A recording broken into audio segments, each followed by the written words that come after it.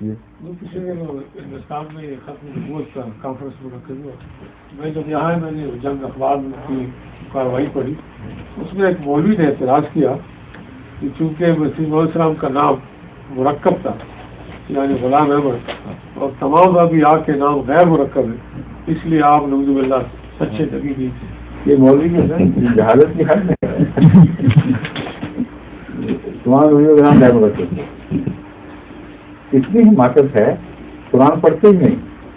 قرآن کریم میں لکھا ہے کہ اللہ تعالیٰ نے حضرت عیسیٰ علیہ السلام کی پیدائش سے ان کا نام رکھا عیسیٰ ابن مریم رسول اللہ۔ عیسیٰ ابن مریم خدا نے نام رکھا، اور وہی کے ذریعے حضرت مریم کو نام یہ پہلے بتایا گیا تھا۔ یہ مرکب نام ہے یا سنگل نام ہے؟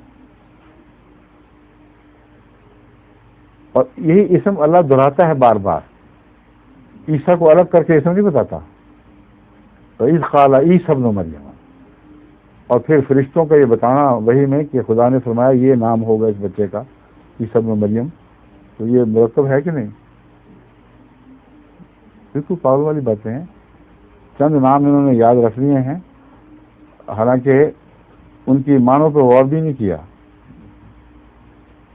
بائبل میں جو انبیاء کے نام ملتے ہیں اس میں تجزیہ بھی ہے کہ یہ ان ناموں سے مل کے بنا ہے۔ ابراہم یہ کا یہ مطلب ہے، یہ ابراہم تھا، پھر ابراہم بن گیا، اس کی مصلیت کیا ہے؟ تو انبیاء کے نام بائبل میں مطالعہ کریں، یہ مولوی قرآن تو نہیں پڑھتے بیچارے، بائبل ہی پڑھ لیا کریں۔